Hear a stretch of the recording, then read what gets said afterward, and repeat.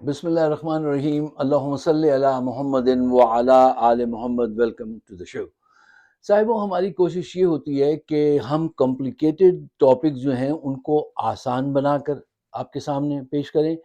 Point number 1۔ Point number 2 کہ ہم لمبی تمہید کے بجائے ڈائریکٹ بات کریں۔ پوائنٹ نمبر 3 کہ ہم پوائنٹ سسٹم پہ بات کریں اور فیصلہ آپ پہ چھوڑ دیں۔ I will report and you will decide۔ اچھا صاحب، آج کی اس بارے میں آپ کی جو رائے ہو وہ آپ ہمارے ساتھ شیئر کیجئے گا تاکہ ہم اور امپروو کر سکیں۔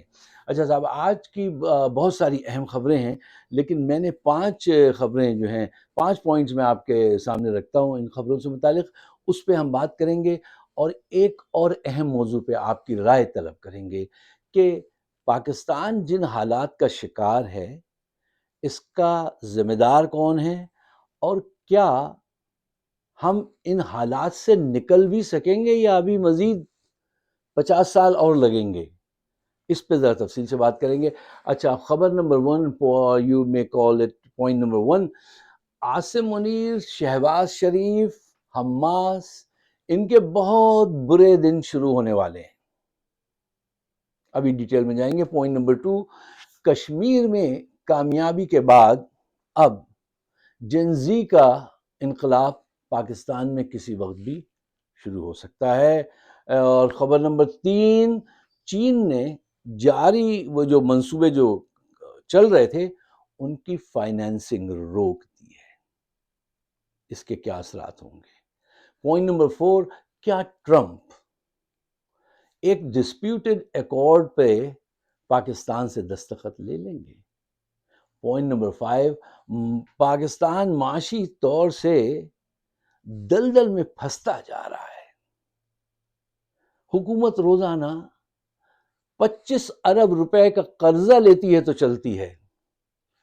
اس کا سدباب، اس کا اینڈ کیا ہوگا؟ آئیے، اچھا، پوائنٹ نمبر 5 سے بات شروع کرتے ہیں۔ اچھا صاحب، پوائنٹ نمبر 5 یہ ہے کہ پاکستان معاشی دلدل میں اترتا چلا جا رہا ہے۔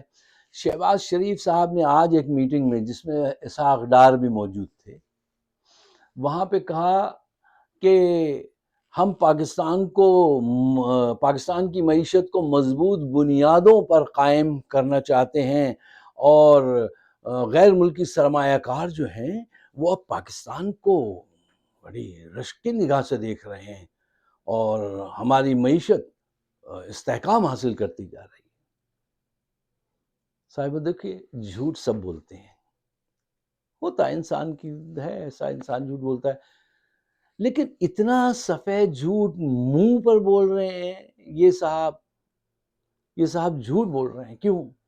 دیکھیے، اصل حقائق یہ ہیں کہ جیسے میں نے پہلے آپ سے کہا، روزانہ حکومت 25 ارب روپے کا قرضہ لے رہی ہے۔ اب آپ یہ فگرز موجود ہوتی ہیں انٹرنیٹ پہ، آپ خود جا کے دیکھ لیجیے، ٹھیک ہے نا؟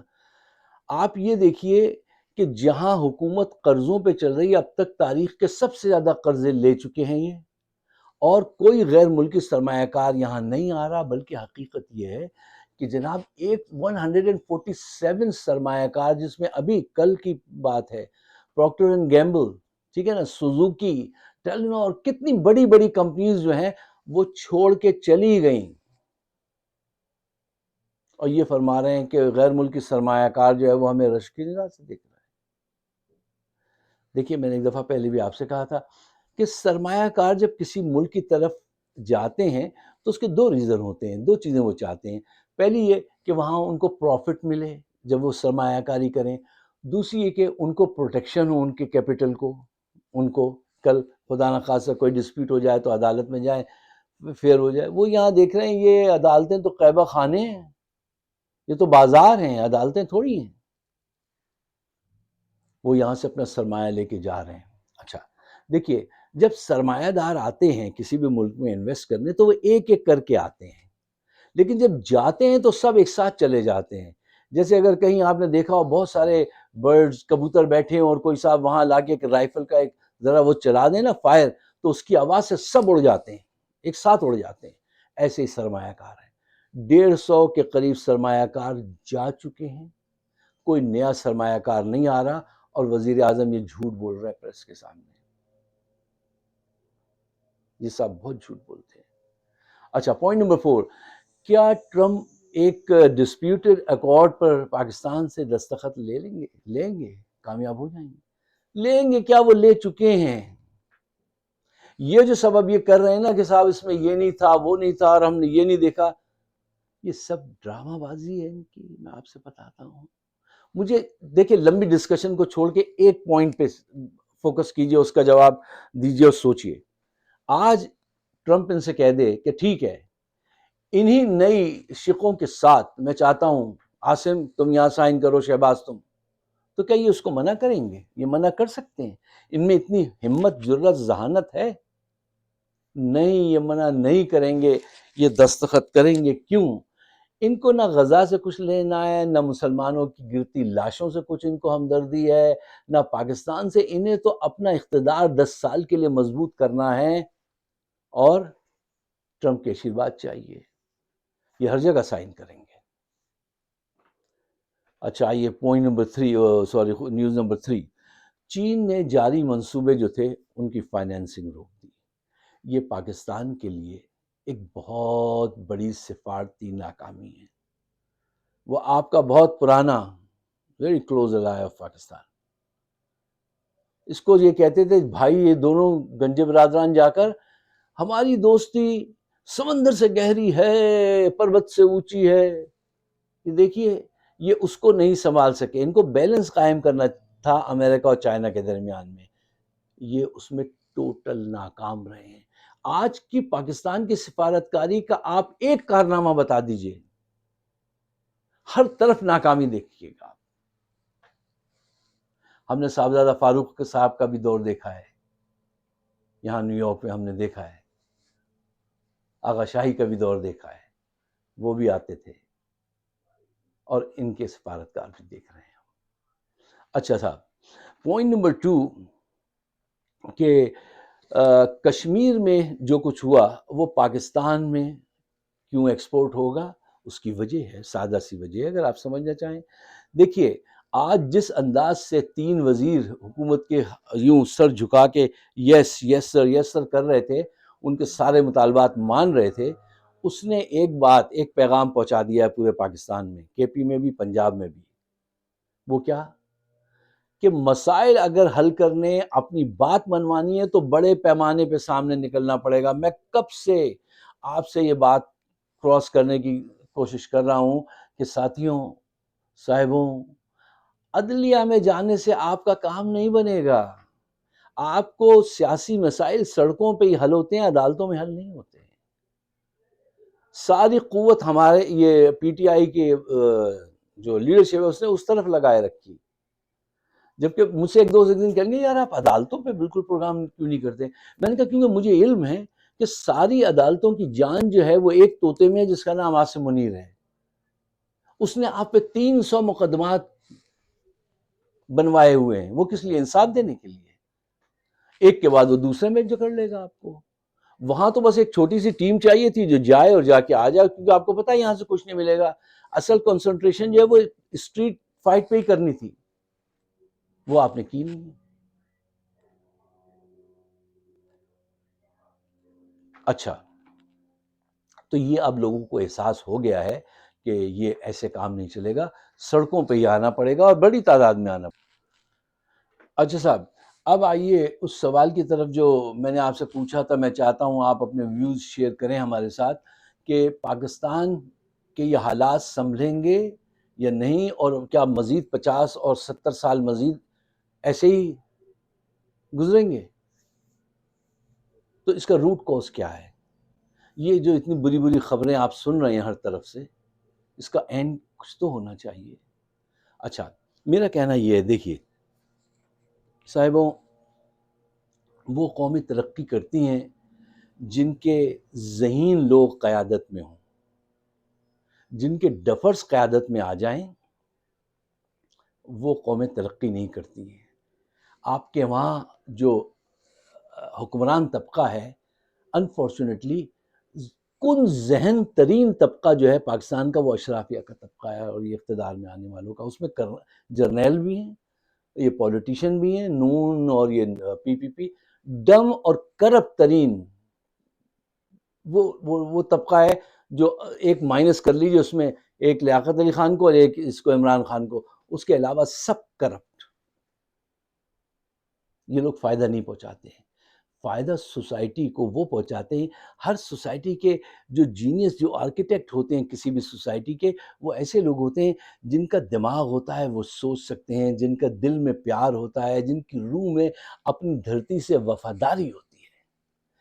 وہ پالیسیز ڈرافٹ کرتے ہیں، وہ اس سوسائٹی کے آرکیٹیکٹ ہوتے ہیں، اس کے اندر سسٹم ڈیولپ کرتے ہیں اور پھر وہ آگے بڑھتے ہیں.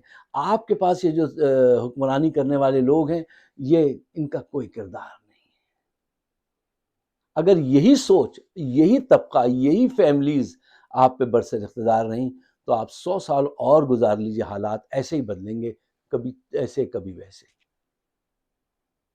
اچھا، میں ایسا جب کہتا ہوں تو میں آپ کو ایک آخر جلدی سے اس کو بات کم کرنے کے لیے آپ کو 4 ایسے پوائنٹس دیتا ہوں، ان پہ کس کے آپ ان کو دیکھیے کہ یہ اس پہ پورے اترتے ہیں یا نہیں. اچھا، میں نے یہ 4 پوائنٹس بہت ساری ڈفرینٹ سوسائٹیز کے جو پروگریسو سوسائٹیز ہیں ان کو پڑھنے کے بعد، ریسرچ اور پڑھنے کے بعد پھر میں نے آپ کے سامنے بہت ساری چیزیں تھیں، لیکن میں ہمیشہ تھوڑی کر کے آپ کو پیش کرتا ہوں کیونکہ نہ آپ کے پاس ٹائم ہے نہ میرے پاس ٹائم ہے، تو لیکن وہ بہت اہم ہیں. دیکھیے، ان لوگوں نے پاکستان کو تماشا بنا دیا پوری دنیا میں، اور آج ایک عام پاکستانی کا نظریہ پاکستان سے اعتماد اٹھتا جاتا ہے. پچھلے دنوں میں سن رہا تھا ایک شہری جو ہے وہ کہہ رہا تھا، ارے بھاڑ میں جائے پاکستان، میرے بچے بھوکے سو رہے ہیں گھر میں. جب یہ حالات آ گئے ہیں پاکستان کے ان کی وجہ سے. اچھا، وہ 4 پوائنٹ کیا ہیں؟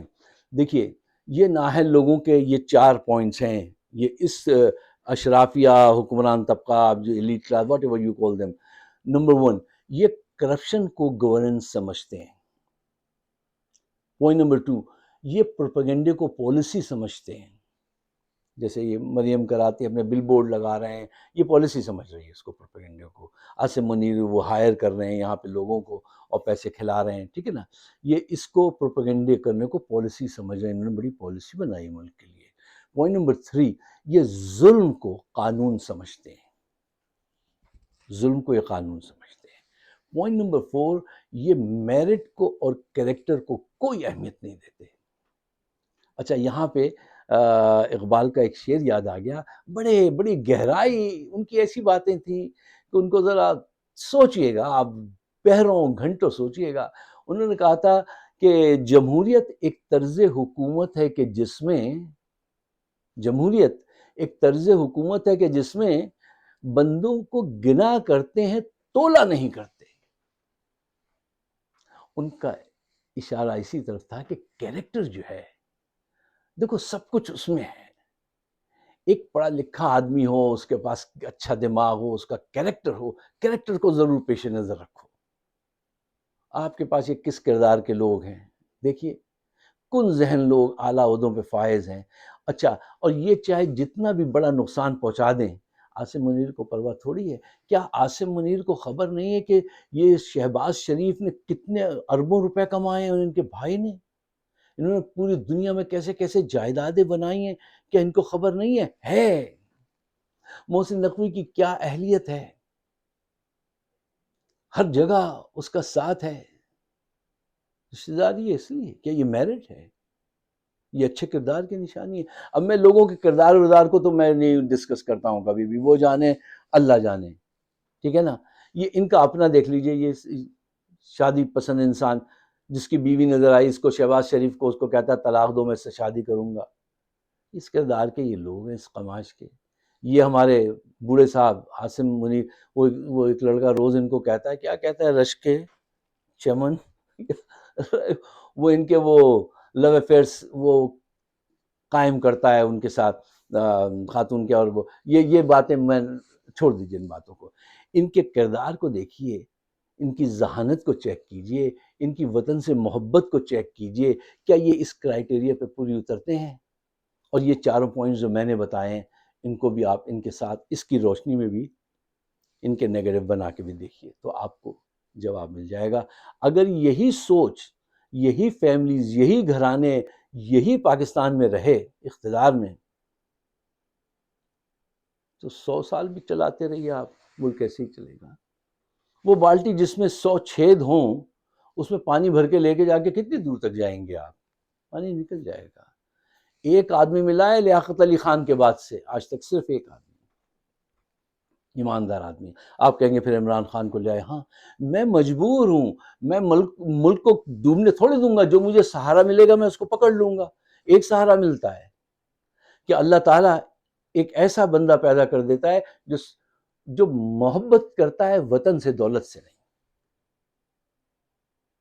اس لیے ہم اس کو سپورٹ کرتے ہیں اوورسیز پاکستان۔ آپ اگر میرے خیالات سے اتفاق کرتے ہیں تو برائے مہربانی شیئر ضرور کیجیے، مجھے اپنے خیالات سے نوازیے گا، اس لیے کہ ہم آپ کے خیالات کی بڑی قدر کرتے ہیں۔ بہت بہت شکریہ، خدا حافظ۔